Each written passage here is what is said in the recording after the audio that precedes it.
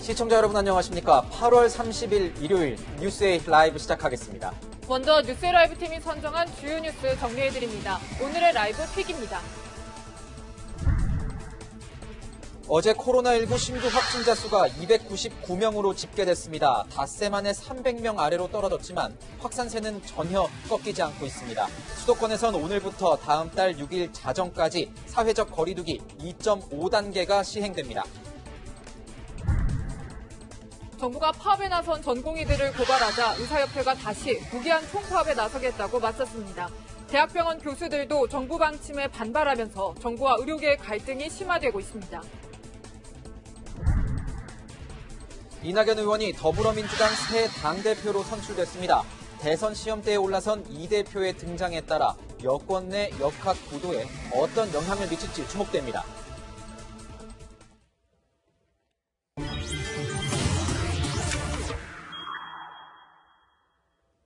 조금 전 들어온 코로나19 소식으로 시작합니다. 어제 하루 신규 확진자가 닷새 만에 300명 이하로 떨어졌습니다. 네, 주말 영향이라고 하는데요. 자세한 상황 취재기자 연결해 보겠습니다. 자, 이상현 기자, 오늘 상황 전해주시죠. 네, 어제 하루 코로나19 확진자는 299명 늘었습니다. 지난 27일 441명으로 400명대를 기록한 뒤 300명대를 거쳐 조금씩 줄어드는 추세인데요. 300명 아래는 지난 25일 280명 이후 닷새 만입니다. 해외 유입 16명을 제외한 283명이 지역 발생이었고요. 서울이 116명, 경기가 80명, 인천이 13명으로 수도권이 69%를 차지하고 있습니다. 비수도권 지역에서는 대구가 가장 많았는데요. 대구 사랑의 교회 집단 감염의 영향으로 30명 늘었습니다. 네, 오늘 0시부터 수도권 지역에는 강화된 거리두기 2단계가 실시되고 있죠. 네, 오늘 0시부터 수도권 지역에는 사실상 2.5단계 거리두기가 적용됩니다. 헬스장, 골프 연습장, 수영장 등 실내 체육시설 운영이 중단되고 10명 이하 교습소를 제외한 학원도 문을 닫아야 합니다. 음식점과 제과점은 밤 9시부터 새벽 5시까지 포장과 배달만 가능하고 프랜차이즈 카페는 시간과 관계없이 포장만 가능합니다. 대부분 프랜차이즈 카페는 의자와 테이블을 거둔 상태고요. 포장 중심이 아니었던 식당들은 심야에는 아예 영업을 포기하는 곳들도 나오고 있습니다. 오늘 실행 첫날이기 때문에 곳곳에서 혼란도 예상이 되는데요. 방역당국은 강화된 2단계가 실시되는 8일이 공세 수준의 3단계로 가지 않을 마지막 기회라며 사람 간 물리적 접촉을 최대한 줄여줄 것을 당부했습니다. 지금까지 경제정책산업부에서 전해드렸습니다. 네, 오늘도 코로나19 분석해 보겠습니다. 백순영 가톨릭대 의대 교수, 장혜찬 시사평론가 모셨습니다. 어서 오세요. 안녕하세요. 네, 앞서 말씀드린 대로 오늘 0시 기준으로 어제 신규 확진자가 299명 늘었습니다. 신규 확진자 수도권 집단 감염이 본격화한 14일부터인가요? 17일째 이제 세 자릿수로 집계가 되는데 200명대, 300명대, 400명대 때까지 갔다가 이제 299명으로 됐습니다. 이런 추세는 어떻게 저희가 분석을 해야 됩니까? 실제로 27일 날 441명부터 이렇게 줄어드는 숫자를 보면은 이 숫자 상으로는 많이 줄어든 것처럼 보이지만요. 실제 주말 효과라는 것이 있거든요. 그리고 엊그제는 그 태풍 때문에 오전에 선별진료소가 쉬었기 때문에 약 18,000건 정도 했었는데 토요일 날은 14,000건 정도로 해서 숫자는 300명, 299명이지만 사실은 이 양성률, 즉 진단 건수에 비한 확진자의 수가 그렇게 줄어들지는 않았어요.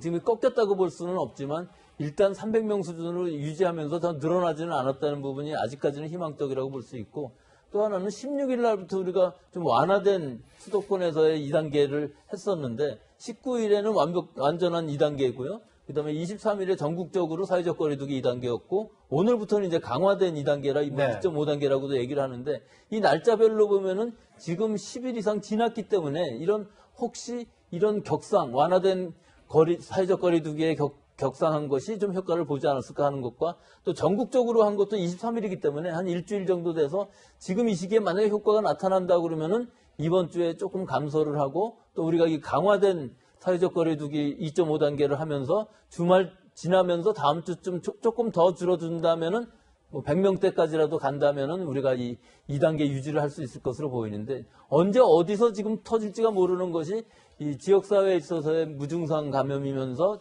감염원을 알 수 없는 환자의 수가 상당히 10% 이상을 즉 거의 20% 정도를 나타내고 있기 때문에 이 부분이 언제 폭발적으로 또 산발적인 대규모 집단 발생이 일어나면은 이것이 안 되고 통제할 수 없는 범위까지 갈 수도 있는 이런 아슬아슬한 순간입니다. 네, 지금 아슬아슬한 순간이라고 해주셨는데 교수님, 지역별로 보면은 수도권이 굉장히 집중이 돼 있습니다. 오늘도 그렇고, 그러니까 수도권에서 열흘 넘게 지금 200명을 넘긴 거 아니겠습니까? 이게 지금 수도권에서 7월 말 8월 초 사이에 사실은 지역사회에서의 감염들이 상당히 좀 있었던 것으로 보여요. 그때 우리 긴 장마도 있었고 실내에서의 사람들이 많이 있었던 부분들도 있고 또 여행 가신 분들도 있고 실내 실외를 떠나서 일단 이 무증상의 감염을 알 수 없는 비율이 상당히 높아져 있었거든요. 7월 말 때 우리가 14%라고 굉장히 우려하고 있었던 상황이었는데 실제 나오는 환자는 3, 40명에 불과해서 안심하고 좀 해이해졌던 부분이 있었던 것 같아요. 그래서 그것들이 아마 이제 8월 달로 가면서 많이 집단적으로 발생을 하는데 여기에 또 이제 사랑제일교회와 그 다음에 8.15 집회가 증폭이 되면서 많이 확산은 됐는데 실제로는 이 서울 수도권에 이거 이외에도 다른 교회들에서 나타난 것들이랑 또 무슨 커피숍이라든지 뭐 여러 군데에서 나온 미장원도 있고 뭐 여러 군데에서 산발적으로 발생을 계속 하고 있었거든요. 그러니까 이런 것들이 다 합쳐서 우리 사회에서 지금 많이 발생을 하는데 지금이라도 우리가 잘 거리두기를 한다면은 사람과의 접촉을 줄이고 위생수칙만 잘 지킨다면은 2단계로 유지하면서 갈 수 있는데 지금 이 마지막 순간에까지 잘 못한다면은 결국은 통제할 수 없는 범위 지금 여러 가지 모델링에 의하면은 800명에서부터 2,000명 뭐 2,000명 이상도 얼마든지 나올 수 있고 이 정도 되면은 우리는 통제를 할 수 없는 것이거든요. 그냥 어떻게 하면 피해를 최소화하느냐 하는 완화 정책으로 갈 수밖에 없기 때문에 지금이 그것의 마지막 찬스인 것으로 보입니다. 네. 지금 말씀해 주셨지만 해이했던 어떤 그런 정신들 때문에 이 언제든 재유행, 대유행이 언제든 일어날 수 있다 이런 얘기가 계속 나오고 있는데 평론가님 보면은 하루에 뭐 200명, 300명, 400명이 아니라 최대 뭐 한 2,000명대 선까지 나올 수도 있다 이런 방역 당국의 분석도 있었습니다. 네, 방역 당국에 의하면 코로나19 같은 경우 이제 재생산 확진 지수라는 것이 있는데 그게 무엇이냐?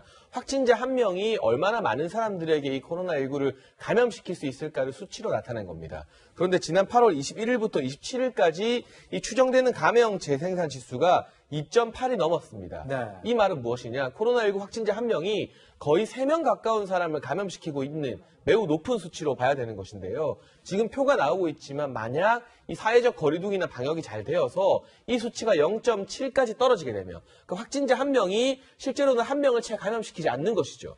그렇게 되면 오는 8월 31일에 추정되는 1 확진자가 120명 조금 못 미치게 되는 것이고요. 어느 정도 방역이 성과를 거둬서 이걸 2 밑으로만 놔둬도 보시는 것처럼 1.978로만 줄여도 그런데 600명이 넘어가게 됩니다. 근데 가장 문제가 되는 것은 지난 일주일 내내 높은 수치를 기록했더니 2.8이라는 재생산 수치가 계속 유지되는 상황에서는 8월 31일에 모델링을 해보니 네. 추정되는 1 확진자가 무려 1,461명까지 늘어날 수도 있다는 점이거든요. 1,000명대를 넘는군요. 네, 앞서 백 교수님 말씀해 주신 것처럼 1 확진자가 1,000명, 2,000명대를 기록하게 되면 지금 병상 부족이나 특히 중환자실 부족 등의 문제를 우리 의료 당국에서 감당할 수 없는 환자가 되어버리는 셈이기 때문에 그렇기 때문에 정부에서도 2.5단계 사회적 거리두기라는 고강도 대책을 꺼내 들 수밖에 없지 않았나 하는 그런 생각이 듭니다. 네, 결국 오늘부터 사회적 거리두기 2.5단계, 사실상 2.5단계가 실시되는 건데요, 교수님. 지금 이 시점에 이 조치 어떻게 보시나요? 예, 어쩔 수 없는 조치이고 지금 3단계로 올리기에도 너무나 부담스러운 상황이거든요. 네. 그러니까 강화된 2단계라고 얘기할 수가 있는 것인데 지금 여기서 제일 중요한 것은 우리 전 국민들은 이것이 지금 2단계냐 3단계냐 이런 수준의 문제가 아니고 전 국민이 방역 수치 잘 지키고 거리두기를 잘해야만 사람 간의 접촉이 줄어들기 때문에 특히 고령자 기저질환이 있으신 분들은 아예 외출을 안 하시는 것이 제일 좋다고 권고를 좀 드리고 싶고 또 전체적으로 우리가 해이해지는 마음들이 생기는 것들은 결국은 밤중에 음주를 한다든지 뭐 취식을 하는 것들이 지금 문제가 될 수가 있는데 그것들을 일단은 다 금지를 시킴으로 해서 우리 사회가 당분간 서울시에서 얘기하는 것은 당분간 좀 멈추자. 즉 이번 8일 동안에 사회적인 여러 생활들을 일단 다 멈춰놓으면은 어느 정도 통제가 가능할 범위로 갈 수도 있겠다 하는 마지막 기회라고 지금 얘기하고 있는 것이 지금 상황입니다. 네, 그러면 강화된 사회적 거리두기 2.5단계는 무엇인지 이런 내용입니다. 내일부터 수도권의 거리두기는 3단계에 준하는 조치들이 추가적으로 시행됩니다. 카페와 음식점에서는 9시 이후에 포장 및 배달만 가능하고 중소형 학원의 대면 수업도 금지됩니다. 주말에 교회 등 종교 모임은 비대면으로 참여해 주시길 바랍니다. 대면으로 만나는 종교 모임이 일상으로의 복귀를 방해하고 방역 부담을 가중시킨다는 점을 기억해 주십시오. 네, 방역 부담을 가중시킨다는 점을 기억해달라. 이렇게 얘기를 했습니다. 강화된 2단계, 그러니까 2.5단계, 뭐가 좀 헷갈린다는 말이 많습니다. 뭐, 커피숍은 안 되고, 또 근데 제과점은 되고, 24시간 국밥집은 안 되는데, 쇼핑몰은 또 되고, 뭐 이렇게 헷갈린다는 의견들이 많아요. 그러니까 기준이 좀 일률적이진 않은 것 같아요. 예를 들면 수도권의 대형 프랜차이즈 카페 같은 경우는 영업시간 관계없이 포장과 배달만 허용이 됩니다. 그러니까 낮 시간이라 하더라도 카페에 앉아서 대화를 나누며 커피를 마시는 건 이제 불가능해진 셈인데, 그런데 개인이 운영하는 카페 같은 경우는 여기에 해당 사항이 없어지거든요. 그럼 여기서 국민들이 의문점이 들 수 있습니다. 대형 프랜차이즈 카페에서 커피 마시면서 이야기하는 것은 안 되는데 개인 카페에서 왜 되는 것인가? 이 바이러스가 개인 카페만 비껴나가는 것은 아니잖아요. 네. 그리고 지금 대다수의 이 제과점 프랜차이즈 업체에서도 커피류를 판매하는데, 이런 업체들은 제과점으로 분류가 되기 때문에 앉아서 커피를 마시는 게 가능합니다. 물론 방역 지침상 음료를 마실 때 외에는 마스크를 쓰고 있어야 됩니다만, 그러면 프랜차이즈 카페 입장에서 왜 우리는 안 되고 또 제과점은 되느냐? 또 이 카페를 못 찾는 많은 서울 시민이나 경기도민들이 이런 제과점 프랜차이즈에 가서 앉아있게 될 경우에는 사회적 거리두기의 효과가 거의 없어지게 되는 셈이잖아요. 이런 여러 가지 문제가 있기 때문에 기왕지사 사회적 거리두기를 좀 격상시킬 거였다면 이런 복잡한 예외를 허용하지 않고 좀 완벽에 가까운 엄격한 지침으로 일주일 정도 여러 가지 이동이나 모임을 통제하는 것이 방역 입장에서도, 그리고 각 사업주들의 어떤 우리가 부당하다는 이런 불만을 관리하는 입장에서도 훨씬 더 낫지 않았겠나 하는 그런 생각이 또 듭니다. 네, 저기 그러면 우리 위생물학 교실, 또 우리 전염병의 또 전문가이신 백소영 교수님께서 보실 때 이 2.5단계, 이거 뭐 어떻게 봐야 되는 겁니까? 제대로 될까요? 너무 복잡합니다. 학원만 해도 9인 이하 교습소는 가능하고, 뭐 음식점도 그렇고, 뭐 제과점, 뭐 커피도 어디서 마실 수가 없고, 어디서는 술을 마실 수 있고 없고 다 이런데, 이거를 다 계산해 갖고서 하는 것보다는 오히려 서울시장님, 대행님이 말씀하신 것처럼 1000만 시민 멈춤 주간을 하자. 이번 주일날은 모든 모임들 하지 말고 밖에서 취식하지 말자 하는 이 개념이 훨씬 더 잘 맞을 것 같고요. 경기도도 아마 여기에 준해서 하는 것이 좋을 것 같고, 지금은 일단은 서울 수도권에서 굉장히 많이 퍼지고 있고, 또 지방으로 확산되는 것은 지금 상황에서 보면은 그렇게 많이 늘어난 것 같이 보이질 않거든요. 네. 그러니까 각 지자체들에서 지금 모든 것들을 다 지침을 잘 내리고, 특히 대구 지방에서 지금 집단 발생이 일어났는데, 우리가 신천지 때 대유행했을 때 대구 시민들의 그 시가지를 보면은 지금 참고가 될 것 같아요. 이번 일주일 동안은 그 신천지 때의 대구 시가지처럼 완전히 사람이 없고 음식이나 술 마시는 사람 밖에서 없고 이런 상황이 돼야만 아까 말씀하신 재생산 지수가 1 이하로 떨어질 수가 있지. 그렇지 않고 우리가 사람들을 많이 볼 수가 있고 저녁 때 클럽이라든지 뭐 이런 데 사람들이 모이고 이러는 상황이 자주 보인다면은 절대로 2 이하로 떨어지지 않을 것으로 보여서 지금이 아주 이 멈춤 주간이라는 거 잘 표현을 잘 하신 것 같고, 서울 수도권에서는 적어도 한 주일 동안은 이런 행동을 해야 될 것으로 봅니다. 네. 이 사회적 거리두기 2.5단계 굉장히 헷갈리신다는 말들 많이 하시는데, 그 요체는 만나지 말고 최대한 줄여라. 뭐 사회적 활동을 조금 줄여라, 이런 얘기입니다. 그런데 이게 하지 말라고 하면 더 하고 싶다는 거 뭐 알긴 알겠는데 이 정도까지는 잘 모르겠습니다. 코로나19 때문에 PC방 운영이 중단이 되니까 사람들이 게임을 하러 글쎄 모텔로 향한다고 합니다. 네, 그러니까 모텔에 고사양 컴퓨터를 설치하고 이른바 게임텔을 만들어서 운영하고 있는 건데요. 방역은 확실히 이뤄지는 걸까요? 구자준 기자가 현장을 취재했습니다. 인터넷에 올라온 광고 사진입니다. 여러 대의 컴퓨터가 설치되어 있고 컴퓨터에는 게임 화면이 떠 있습니다. 언뜻 PC방처럼 보이지만 모텔입니다. PC방 영업이 중단되자 성능 좋은 컴퓨터가 설치된 모텔들이 이른바 PC텔, 게임텔이라 불리며 인기를 끌고 있습니다. 일주일 전부터 마감이 됐어요. PC방에 문 닫으니까 애들이 갈 데가 없으니까 150톤 전화하는 것 같아, 하루에. 퍼센트로 하면은 한 300~400% 넘는 것 같아요. 3~4개 정도야. 전화 자체가 뭐 하루에 몇십 통이 와요. 뭐 PC 사양이 어떻냐, 고사양 컴퓨터를 내세워 손님을 모으는 모텔도 늘어났습니다. 이곳은 서울 대학가의 모텔 밀집 지역인데요. 모텔 앞에 세워진 입간판에는 게임이 가능한 고사양 PC가 설치되어 있다는 내용이 담겨 있습니다. 온라인 커뮤니티에도 게임을 할 수 있는 모텔을 찾는 글이 지속적으로 올라옵니다. 같이 게임을 하고 모텔 비용을 나눠내자는 글들도 쉽게 찾을 수 있습니다. 모텔들은 방역과 소독을 철저히 하고 정해진 인원만 입장이 가능하다며 안전을 강조합니다. 모든 게임이 다 되더라고요. 비싼데 이제 뭐 편한 것도 있고 밥 먹으러 밖에 안 나가도 되고 배달 음식으로 해도 되고 그게 그나마 안전한 것 같아요. 하지만 밀폐된 방 안에서 게임을 하는 만큼 바이러스 감염 가능성을 배제할 수 없다는 우려도 제기됩니다. 또 PC방에서 게임을 하는 건 막으면서 모텔에서 게임하는 건 괜찮냐는 지적도 나옵니다. 채널A 뉴스 구자준입니다. 네, 교수님 방금 같이 보셨는데 네. 아니 지금 여기도 똑같이 밀폐된 구조이지 않습니까? 감염 가능성이 상당히 있을 것 같은데 어떻게 보세요? 그러니까 모든 밀폐된 환경이라 할지라도 여러 가지 방역 수칙을 다 지키면 사실 가능합니다. 제가 말씀드리자면은 일단 철저히 소독하고 환기하고 거리두기 하고 마스크 쓰게 하고 화장실 가면서 항상 손 씻고 그 다음에 게임하면서도 서로 대화하지 않고 이거 가능할까요? 그러니까 이런 상황이 아니라면은 이 중에 한두 가지만 안 지키더라도 바로 확진자가 있으면 다 감염이 되는 이런 상황이니까. 또 한 가지 중요한 점은 이 밀폐된 실내에서 게임을 하면서 너무 오랫동안 있는다는 거거든요. 잠시 있는 건 또 괜찮을 수도 있는데 오랫동안 있으면서 접촉 가능성들이 많고 환기도 안 되고 또 소독도 제대로 안 된 상황이라고 그러면 앞에 있던 사람한테도 뒤에 들어간 사람이 감염될 수도 있고 이건 PC방보다도 훨씬 더 위험할 수 있는 환경이 만들어질 수 있습니다. 훨씬 더 위험하다. 훨씬 더 위험하군요.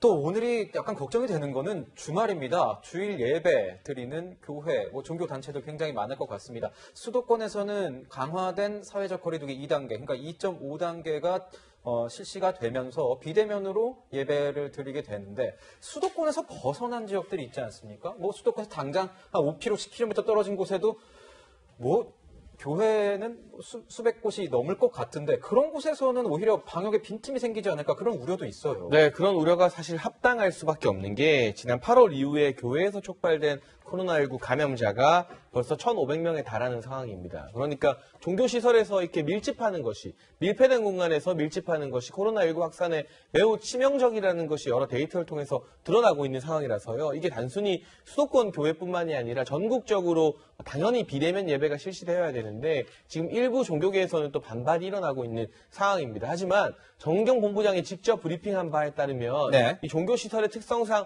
환기가 또 더운 날씨이다 보니까 원활히 이루어지지 않는 상태에서 에어컨을 틀어놓고 마스크를 조금이라도 내리게 되면 이 비말을 통한 감염이 당연히 우려가 될 수밖에 없는 것이고요. 그리고 지금 방역 당국에서는 지침을 내려서 금지시키고 있습니다만 아무래도 예배에 모여서 찬양을 같이 드리던가 그리고 소모임 등으로 식사를 하던가 하는 행위 등을 통해서 코로나19가 감염된 그러한 집단 감염의 사례가 다수 나왔기 때문에 종교인분들 역시 조금 답답하시더라도 지금 같은 국면에선 최소 1주 내지 2주 정도는 서울이나 수도권뿐만이 아니라 전국적으로 비대면 예배를 고수하라는 방역당국의 지침을 엄격히 지켜주실 필요가 있어 보이고 이는 비단 개신교 교회뿐만이 아니라 성당이나 사찰 등의 다른 종교단체도 마찬가지로 이 방역당국의 지침과 무관하게 자발적으로 비대면 집회를 하는 것이 더 많은 국민들의 안전을 위하는 길이 아닐까, 진짜 종교계다운 길이 아닐까 하는 생각이 많이 듭니다.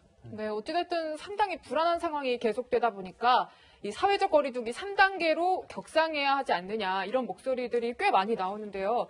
교수님, 전문가들도 많이 얘기를 하시고 정부에서도 좀 고민이 깊다는 얘기를 했는데 교수님이 보시기에는 지금 3단계로 격상해야 된다고 보시나요? 지금이 아니라 이미 늦었다고 볼 수는 있죠. 숫자만으로 봤을 때는 벌써 했어야 되는데 여러 가지 다른 부담감들이 있고 또 우리가 2차 2단계로 한 날짜가 얼마 안 됐기 때문에 이 효과도 좀 보고 싶었고 한 것들이 있어서 방역당국에서는 아마 2.5단계로 하면서 일주일간 즉 정확하게는 8일 동안 이 추이를 보면서 다시 결정을 하겠다 이러는 것인데 사실은 이 기간 안에도 만약에 더블 2배 정도 늘어난다고 그러면은 아마 방역 체제라든지 의료 체제가 견디지 못할 겁니다. 지금 이 숫자만 해도 상당히 한계점에 도달했다고 볼 수 있는 숫자들이거든요. 그러니까 방역 면에서만 본다면 3단계라는 것이 먼저 선제적으로 했어야 되는 것이지만 지금 상황에서 보면 조금 더 기다려보면서 혹시라도 모를 이 반전의 기회를 좀 찾아보면서 지금 며칠간으로만 보면 어느 정도 반전의 기회도 있을 것이라고는 보이기는 합니다만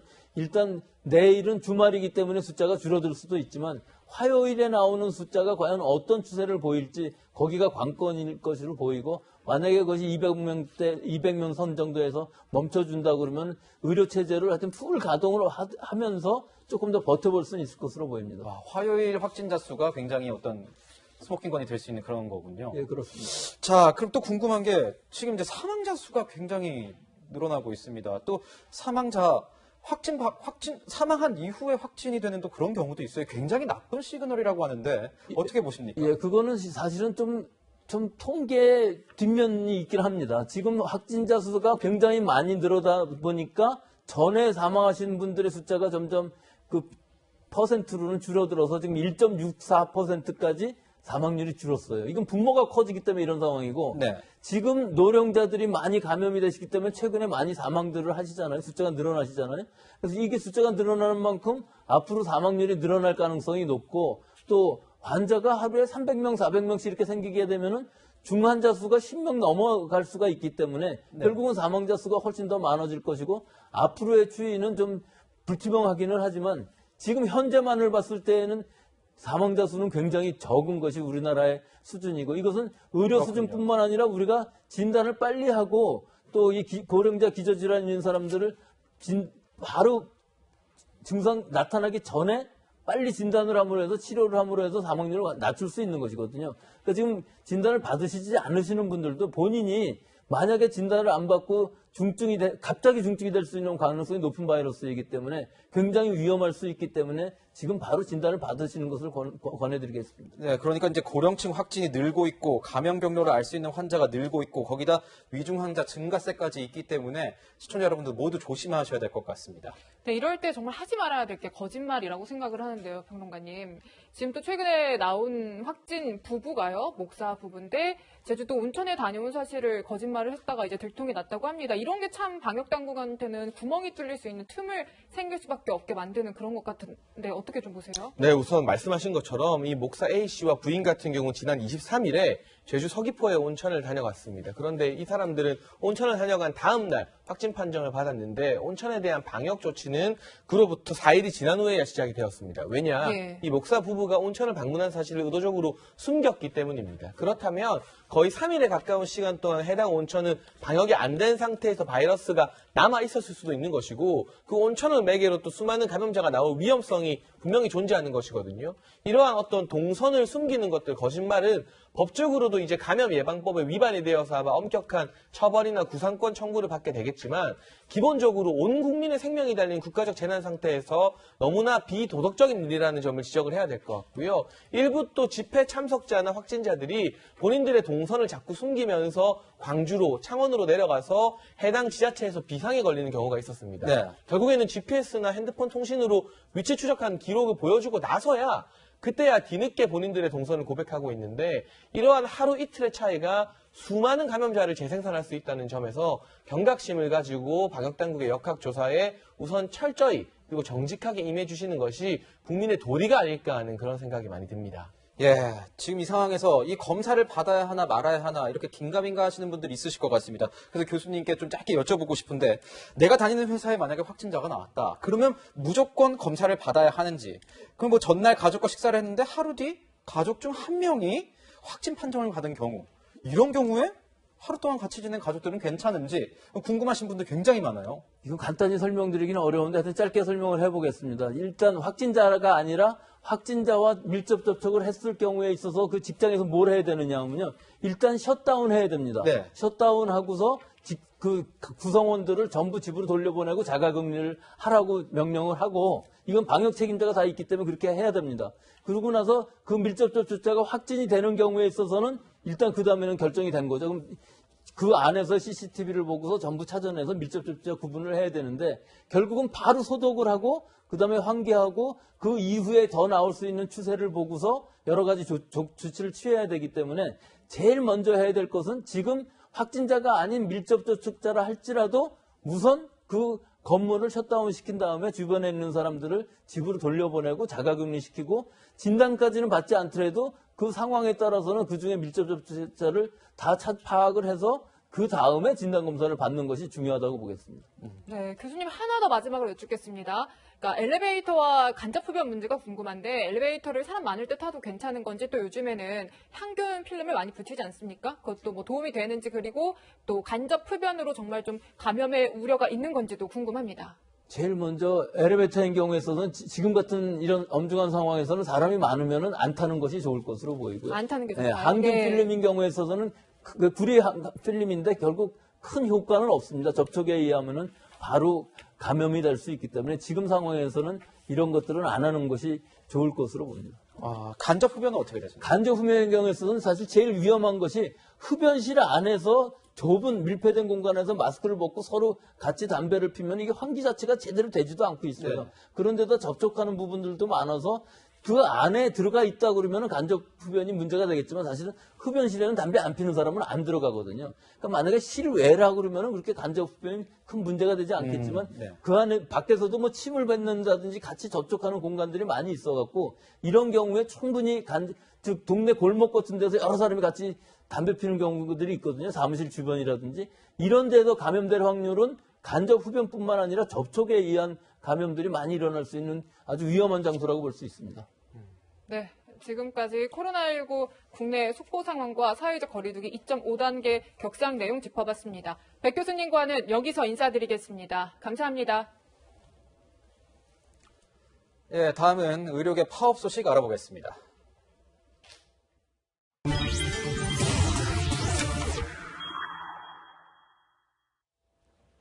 의료계와 정부의 치킨 게임이 끝을 모르고 이어지고 있습니다. 정부가 업무 개시 명령에 따르지 않은 전공의들을 경찰에 고발을 했는데 전공의들은 억울하다 이런 입장입니다. 네, 파업에 참여하긴 했어도 업무에 모두 손을 놓은 것은 아니다. 억울하다 이렇게 호소하고 있는데 복지부 입장은 단호하기만 합니다. 남영주 기자입니다. 보건복지부의 업무 개시 명령을 이행하지 않아 경찰에 고발된 4년차 전공의 A씨. 파업에 참여하느라 제대로 병원 업무를 보지 않았다는 겁니다. 하지만 본인은 억울하다고 주장합니다. 파업한다고 환자들과 내버려뒀다라는 식으로 얘기를 하고 있는데 파업 참여하기는 했지만 이제 업무를 분담을 하긴 했었어요. 저 같은 경우는 야간에 수술 중이면 파업을 대비해 전공의들끼리 야간 임시 당번을 정했고 지난 25일 새벽 2시 뇌출혈 응급수술에도 참여했다는 겁니다. 이에 대해 복지부는 업무 개시 명령 이후 실시한 현장 조사에서 파업 등의 이유로 정상적인 근무 의무를 하지 않은 점이 확인된 것이라고 설명했습니다. 전공의들은 코로나19 확진자 진료 후 자가격리를 마치고 복귀한 의사까지 고발한 것은 너무하다며 호소했습니다. 응급의학과 선생님도 그렇고 또 내과에 있는 사람들도 그렇고 이번에 고발당한 사람들이 다 그런 코로나19 방역에 앞장섰던 사람들이라서 이에 대해 복지부는 자가격리를 마치고도 파업 참여 등을 이유로 업무에 복귀하지 않았으며 병원의 무단 결근 기록을 확인 후 고발한 것이라고 설명했습니다.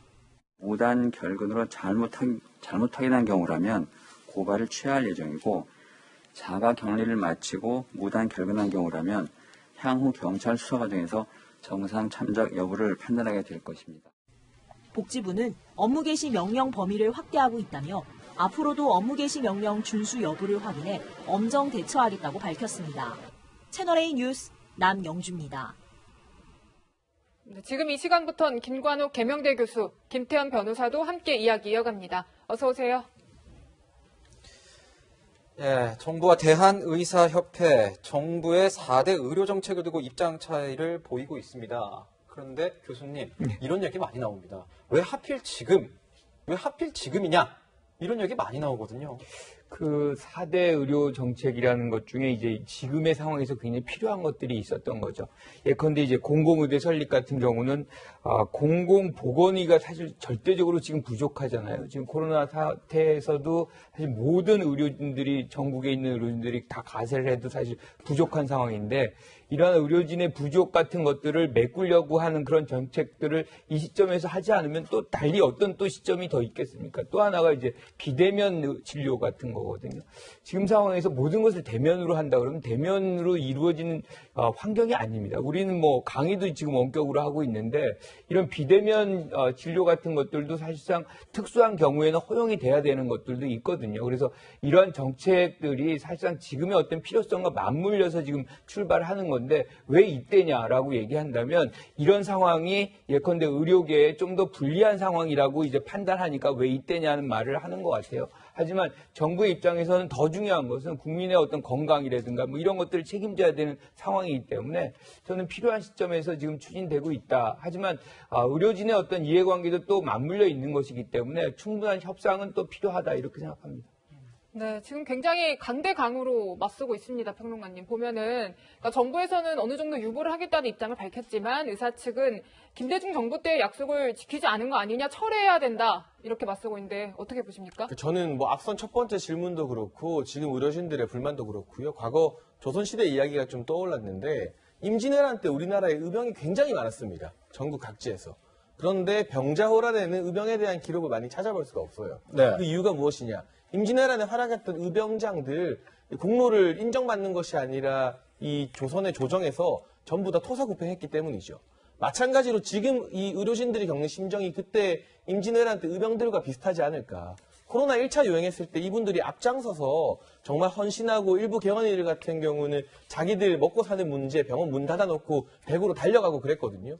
그런데 정부에서는 덕분에라고 의료진 덕분에라고 배지 하나 달아주고 공치사 하더니 이 시기에 바로 의병으로 활약했던 의료진들의 뒤통수를 친 것이다. 의료계의 시각은 이런 것이고 그렇기 때문에 이 정부에 대한 불신이 더욱더 깊어져서 대화 타협이 더욱 어려워진 측면이 있습니다.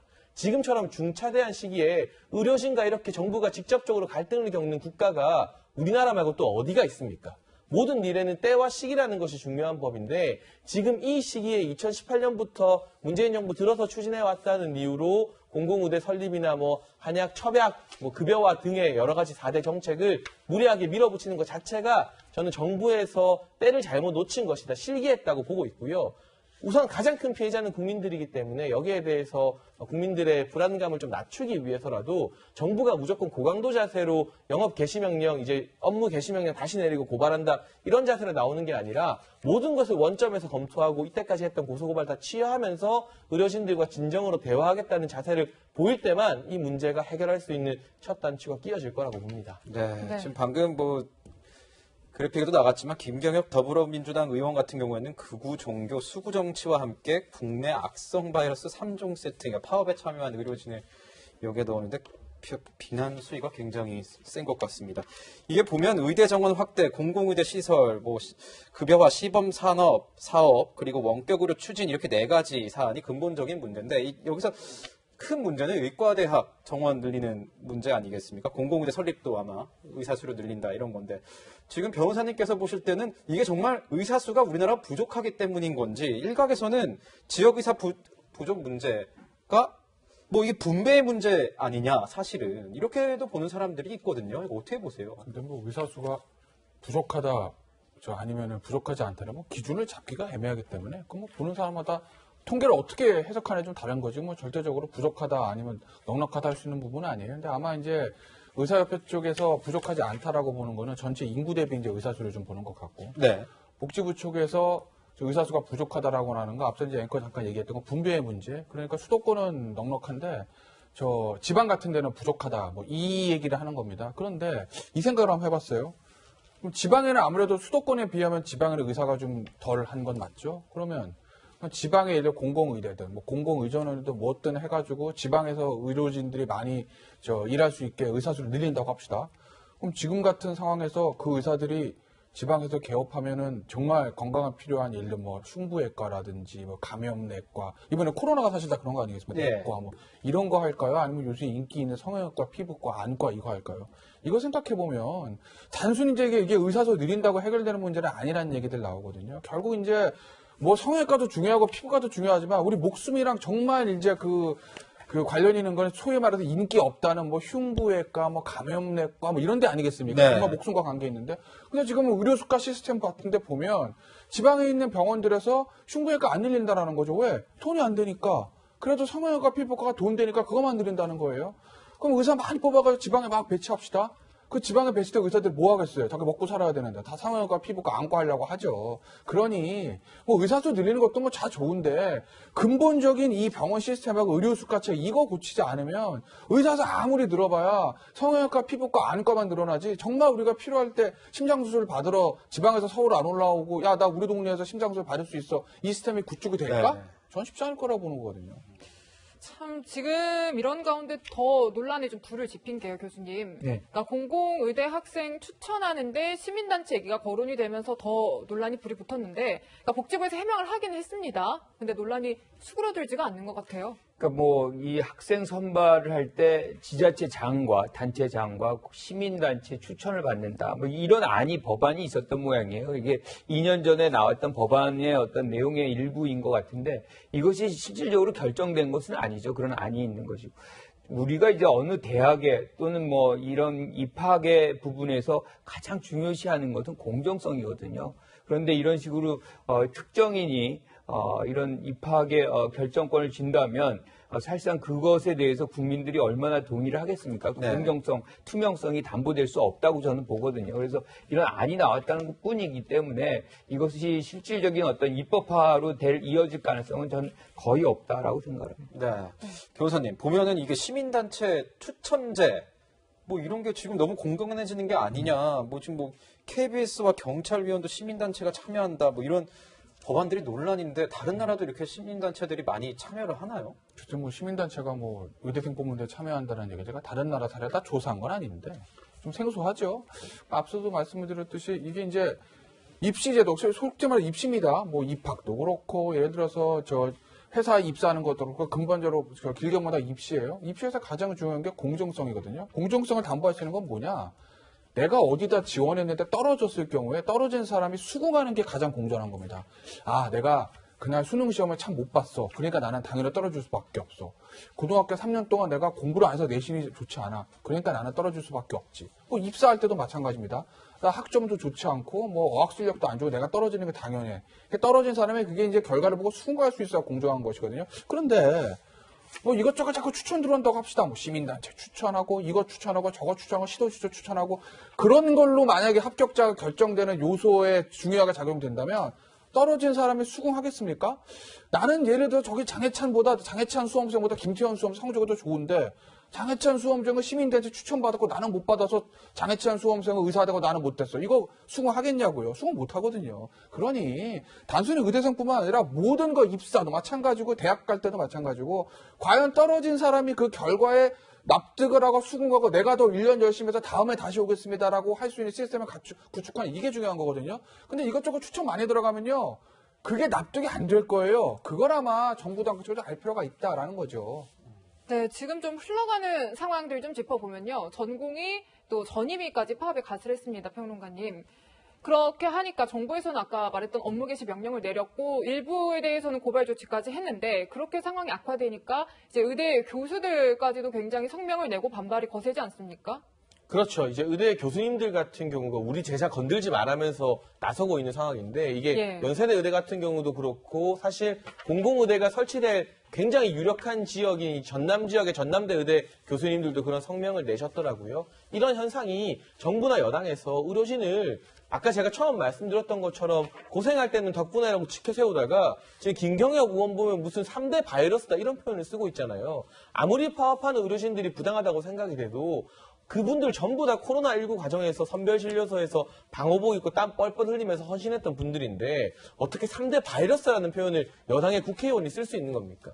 이런 식의 강대강 대치를 자극하는 저질의 언어가 정치권에서 나오게 되면 의료진의 마음이 돌아서려 하다가도 강대강 기조로 또 나갈 수밖에 없습니다. 실제로 방금 전에 속보를 보게 되면 대전협에서도 무기한 파업에 계속 돌입하겠다 이런 성명서를 발표하기도 했는데 이럴 때일수록 좀 완충작용을 할 수 있는 그러한 작용을 정치권에서 해야 되는데 우선 정치인들이 그 역할을 못하고 오히려 불난집에 기름을 붓고 있다는 생각이 들고요. 그리고 이러한 영업이라 해야 되나요? 업무 개시 명령 이런 부분들에 인해서 의료진이 과연 파업을 철회할 것인가. 오히려 교수들이 나서게 되면 상황이 더 심각해질 수도 있는 부분이고 사실 의대 대학 교수분들 같은 경우는 17년 뒤에 배출되는 공공의대 자원과 본인들의 이해관계가 거의 상관이 없습니다.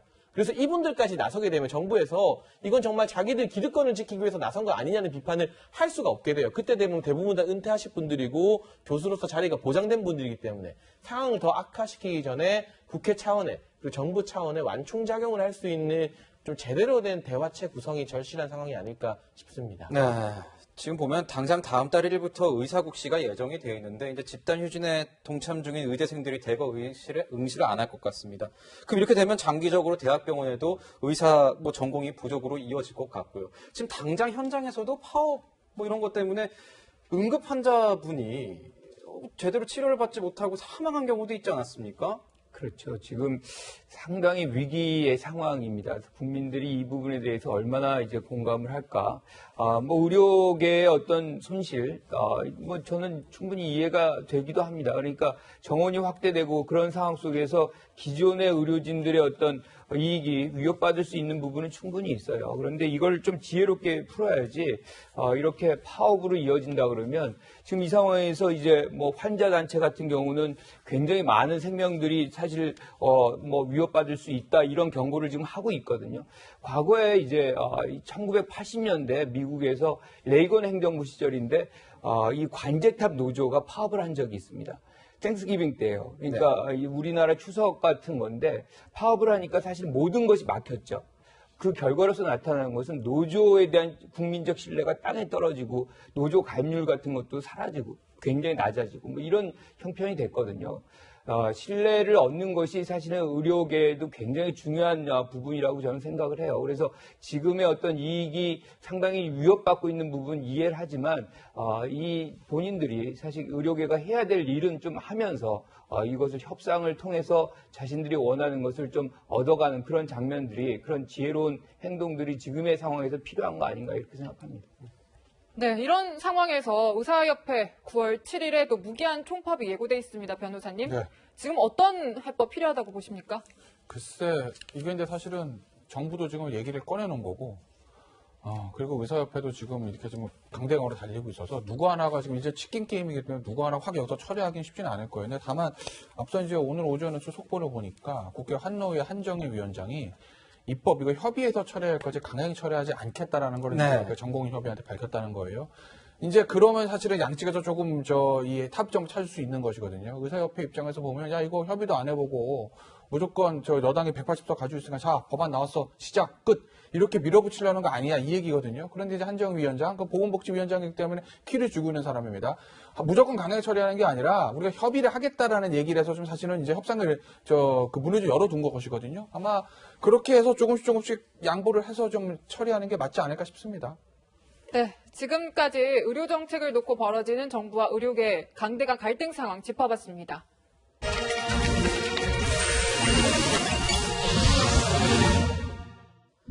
가족이 모두 모인 시간, 침묵을 깨고 딸이 참았던 말을 내뱉습니다.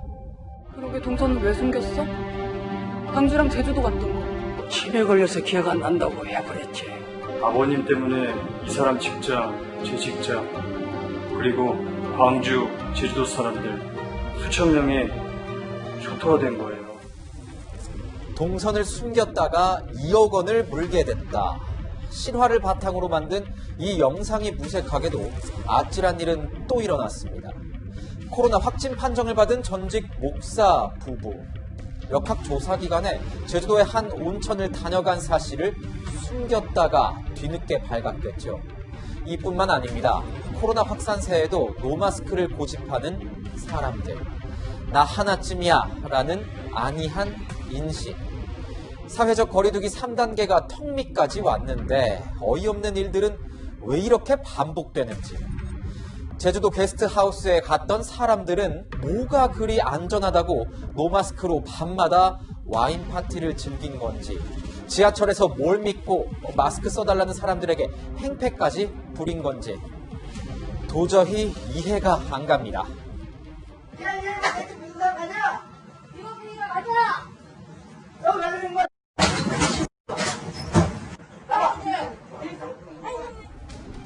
설마 하는 마음은 사람만 잡지 코로나는 못 잡습니다. 감염 불감증 때문에 오히려 우리의 방역 시계는 반대로 되돌아갈 뿐입니다. 만약 정말로 힘든 상황이 온다면 시계를 되돌리고 싶을 순간이 바로 오늘일 것입니다. 여러분의 방역 시계는 어디를 가리키고 있습니까? 내일의 또 다른 불행을 막으려면 오늘의 실천이 절실할 뿐입니다. 지금까지 하나요 뉴스였습니다.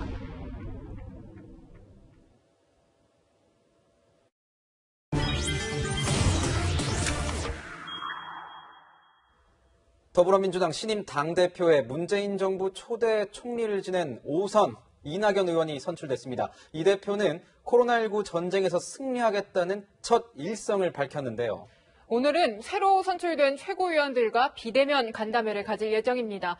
국회에 나가 있는 취재기자를 연결해 자세한 소식 알아보겠습니다. 자, 전혜정 기자, 이낙연 대표가 당초 예상보다 압도적인 표차로 새 민주당 대표로 선출된 거죠? 네, 그렇습니다. 이낙연 대표는 60.77%를 얻으면서 압도적인 표차로 당선됐습니다. 과거 이해찬, 추미애 전 대표보다도 높은 득표율인데요. 이 대표는 당선 수락연설에서 코로나19와의 전쟁에서 승리하겠다고 강조했습니다. 코로나 확산으로 국민의 삶이 더욱 고달파질 것이라고 말하는 대목에선 울먹이는 모습을 보이기도 했습니다. 이 대표는 당선 직후 채널A와의 인터뷰에선 코로나19 대책의 일환으로 2, 3일 내에 당정청 회의를 열어 보다 강화된 민생 지원 대책을 추석 이전에 시행하는 방안을 확정짓겠다고 밝혔습니다. 이 대표의 첫 공식 일정은 오늘 오후 3시로 예정된 신임 최고위원들과의 비대면 간담회입니다. 이 대표가 현재 자택에서 자가격리 중이어서 화상 연결로 최고위원들과 상견례를 겸한 회의를 시작하는 겁니다. 이 대표는 오늘도 코로나19와 관련한 메시지를 내놓을 예정인데요. 일부 당직 인선도 발표할 예정입니다. 일단 수석 대변인은 최인호 의원이, 당대표 비서실장엔 우영훈 의원이 유력하게 거론되는 상황입니다. 이 대표는 자가격리가 끝나는 내일 오후 현충원 참배를 시작으로 공식 외부 일정에 나섭니다. 지금까지 국회에서 전해드렸습니다. 최근에는 김홍걸 의원의 논란이 다시 또 불거지고 있습니다. 먼저 김 의원의 목소리부터 들어보겠습니다. 어쩔 수 없이 상속을 받은 동교동 집까지도 포함시켜가지고 3주택이다 이렇게 얘기하는 것은 좀 부당한 것 같고요. 어쨌든 당의 방침이 있기 때문에 저도 정리해야 할 것은 곧 정리하려고 생각하고 있습니다. 제가 사는 집만 빼고는 곧 정리가 될 겁니다. 네, 지금 다주택 논란이 있었는데요, 교수님. 네. 보니까 팔지는 않고 결국에는 증여를 선택했더라고요. 그렇죠. 근데 지금 김홍걸 의원 같은 경우는 전형적인 다주택자입니다. 그러니까 많은 분들이 사실은 지방에 지역구가 있어서 하나 자택을 갖고 있고 서울에 하나 갖고 있고 이런 형태라든가 사무실을 사용하기 위해서 오피스텔을 한다거나 이런 형태인데 지금 이분 같은 경우는 3개를 강남이랑 이렇게 중요한 지역에 갖고 있어요. 그래서 지금 18분이 사실상 이 공천을 받을 때 처분을 하겠다 이런 서약서를 쓴 적이 있습니다. 제 생각에는 아마 김홍걸 의원 같은 경우도 거기 썼던 것 같은데 지금 처분을 하지 않았죠.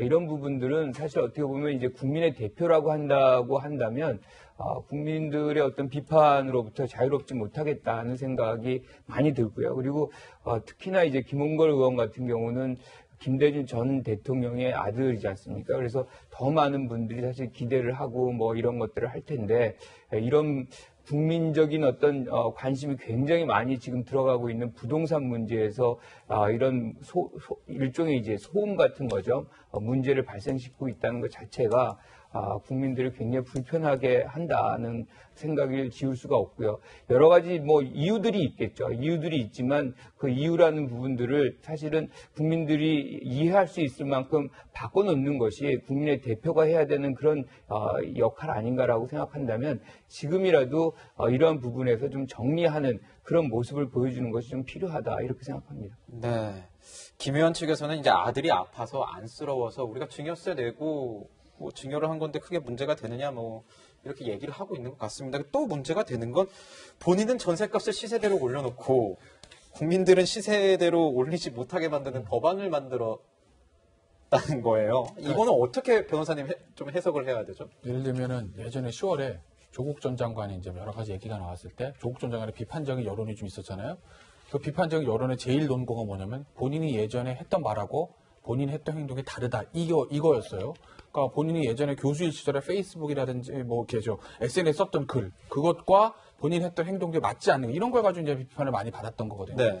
그러니까 정치인, 특히 공인들한테 가장 중요한 게 이제 언행일치하고 겉과 속에 다르지 않고 일관된 거 이거거든요. 그런데 보시면 아파트 증여 할 수 있습니다. 그 둘째 아들이 몸이 아프다고 하니까 증여세 다 내고 증여한 거 자본주의 사회에서 그거 문제되는 거 아닙니다. 네. 할 수 있어요. 꼭 팔아야 되는 건 아닙니다. 자, 그리고 전세 4억 올린 거. 뭐 올릴 수 있습니다. 그게 시세니까요. 뭐 시세가 10억인데 15억 받던 것도 아니고 6억에서 10억 시세대로 한 거기 때문에 자본주의 사회에서 살아가는 경제적 동물인 인간으로서 선택할 수 있는 합리적 선택을 한 겁니다. 저는 그걸 비판하지는 않겠어요. 다만 저라면 그렇게 전세 올린 다음에 그 다음에 발의 참여 안 합니다. 안 민망하십니까? 본회의에 올라가서 저는 기권했을 거예요. 저라면. 그렇지 않아요? 나는 방금 전에 시세대로 다 받아놓고 다른 사람들은 시세대로 못 받게 하는 법에 참여를 한다? 이건 뭐죠? 그렇기 때문에 그 법이 정말 옳다. 이거 오픈해서 올리면 안 돼. 나는 이거 내 사명이야. 나 정말 우리 아버지의 돌아가신 아버지의 저 뜻을 받아서 나는 이렇게 정치를 할 거야. 전월세 상업부 5% 중요한 거야. 이렇게 생각했다고 하면요. 그 시세대로 받는 거 하시면 안 되죠. 그리고 시세대로 받는 게 폭리가 아니라 자연스러운 경제적인 활동이라고 생각하셔서 하셨다면 며칠 후에 그 법 발의 참여 안 하셨어야죠. 이게 공인의 자세다. 더군다나 노벨 평화상까지 수상하셨던 김대중 전 대통령의 아들이라는 걸 생각을 해보면 이게 바른 정치인의 자세다라는 거를 저는 말씀을 좀 드리겠습니다. 네, 하나 더 불거지고 있는 논란이 주식 이해 충돌입니다. 그러니까 외통위 소속인데 이 남북관계 퇴마주를 1억 원 넘게 보유하고 있는 건데 평론가님, 그러니까 해명을 하긴 했습니다. 논란이 불거지니까 이 현대 로템이 남북관계 관련 사업만 하는 게 아니니까 문제 안 되는 거 아니냐 이렇게 했는데요. 이렇게 관대한 해석을 과연 야당 정치인들에게도 똑같이 더불어민주당에서 할 수 있을까? 지금 야당 정치인들 중에 박덕흠 의원의 국토위 활동이 상당히 논란이 되고 있는데 이분이 부동산이나 건설 관련돼서 사업을 굉장히 크게 하는 그런 분이기 때문에 국토위에서 배제돼야 된다고 여당 의원들이 주장하고 기자회견도 했거든요.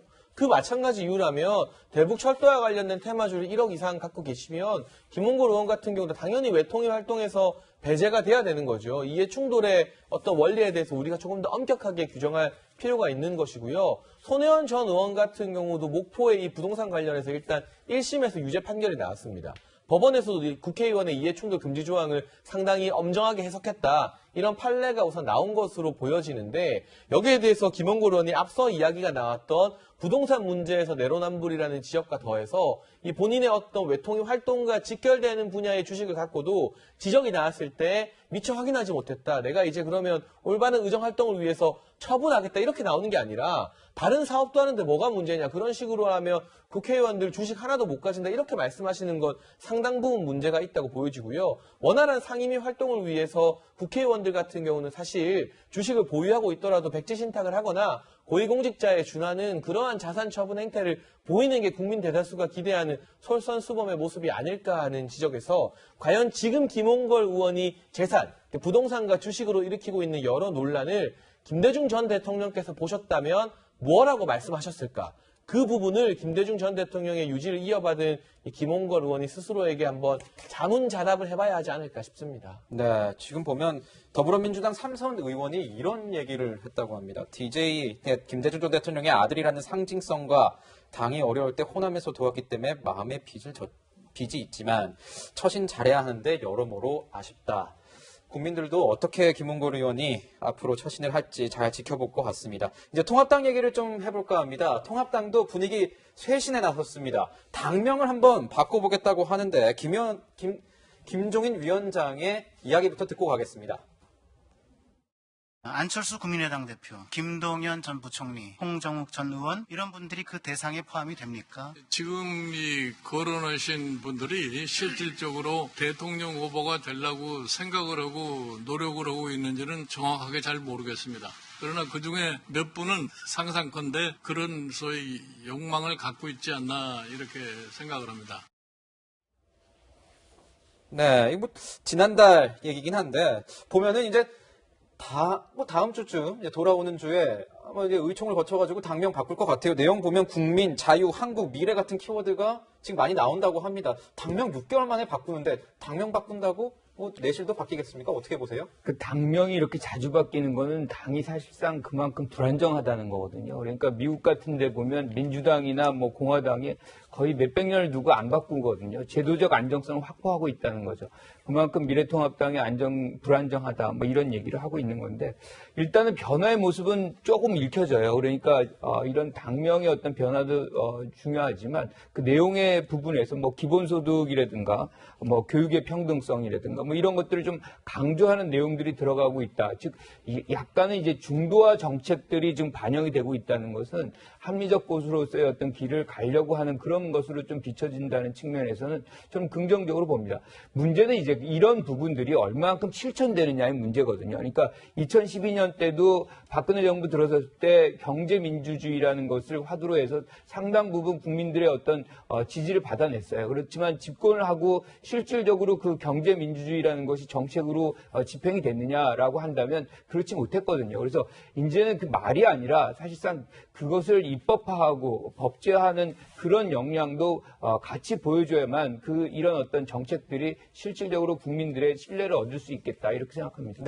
네, 변호사님 이런 가운데 이제 아까 김종인 위원장이 고민한 것과 연관이 된 것 같은데 대권 주자 관련해서 얘기가 나왔던 인물이기도 하고요. 그러니까 홍정욱 올가닉합 회장이 SNS에 남긴 글로 갑자기 굉장히 이슈가 됐습니다. 네, 뭐 홍정욱 의원이 뭘 할 때마다 전 의원입니다. 이슈가 됩니다. 뭐 소위 말해 홍정욱 테마주라고 불리는 주식들이 좀 올라왔다는 거고. 근데 지금 보시면은 그동안 즐거웠다라는 거거든요. 근데 그동안 즐거웠다라는 게 일반적으로 해석하기로는 이제까지 하던 일 안 하고 다른 일 할 거야 할 때 그동안 즐거웠습니다. 뭐 이런 거 하는 거 아니에요? 이별을 구할 때.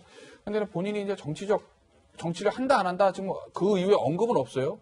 그래서 우리가 단정할 수는 없으나 어찌됐든 간에 홍정욱 전 의원이 야권에서 그래도 뭐 서울시장 내년에 있을 후보 또는 그 다음에서 대선 후보로 좀 뜨고 있는 건 사실인 것 같아요. 홍정욱 의원의 장단점이 뭐냐 봤더니 뭐 사람마다 좀 보는 시각의 차이는 있겠습니다만 저는 장점도 신비주의, 단점도 신비주의. 그죠? 그러니까 뭔가 이렇게 드러나지 않고 좀 이런 때 신비한 모습을 풍기는 게 장점이 될 수도 있지만 반대로 생각하면 검증이라든지 정치인 홍정욱이 가지고 있는 이념과 가치는 뭐냐라는 게 아직은 좀 나와 있지 않다는 것이거든요. 그러니까 단점도 신비주의일 겁니다. 그러니까 본인도 아마 이걸 잘 아실 거고 당도 잘 알고 있을 거기 때문에 글쎄요.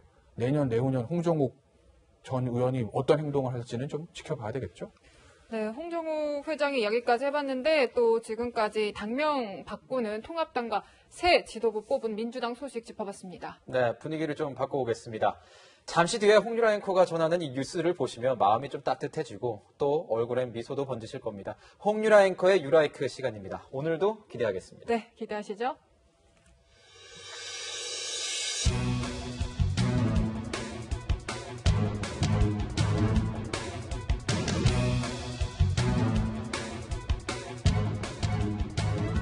네, 첫 번째 소식 보시죠. 블랙팬서 추모 물결입니다. 마블 최초의 흑인 영웅 영화였던 블랙팬서에 출연한 이 체드윅 보즈먼이 대장암 투병 끝에 43세 나이로 사망했습니다. 2016년 대장암 3기 판정을 받은 그는 이 수많은 수술과 항암 치료를 받으면서도 연기 활동을 멈추지 않았는데요. 함께 출연했던 동료 배우들은 추모 메시지를 전하고 있습니다. 전 세계 팬들은 블랙팬서 영화 속 유명 대사인 와칸다 포에버, 와칸다 왕국이여 영원하라를 인용하며 마지막 작별 인사를 전하고 있습니다. 다음 이야기는 뇌에 심은 컴퓨터 칩입니다.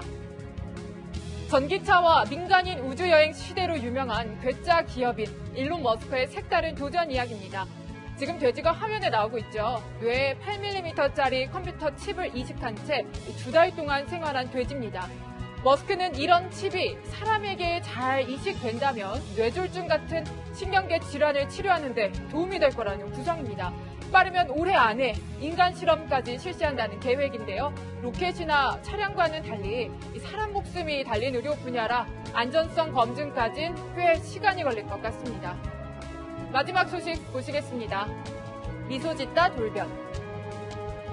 트럼프 대통령 부인인 멜라니아 여사 이야기입니다.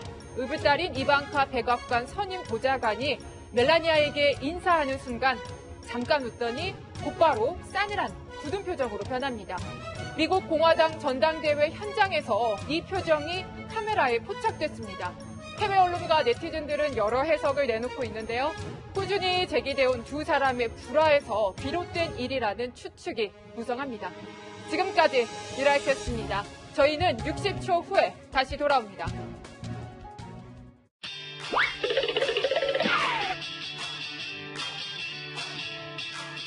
이번 주 이 뉴스만큼은 꼭 알아야 된다. 저희가 미리 뽑아봤습니다. 주요 뉴스를 미리 보는 시간, 앞으로 뉴스입니다. 코로나19 대응을 위해 정부가 최대 100만 원씩 지급한 긴급재난지원금 사용 기한이 내일로 종료됩니다. 사용하지 못한 잔액은 환급되고 국가와 지방자치단체로 반납됩니다. 21대 국회 첫 정기 국회 개원식이 이번 주 화요일 열립니다.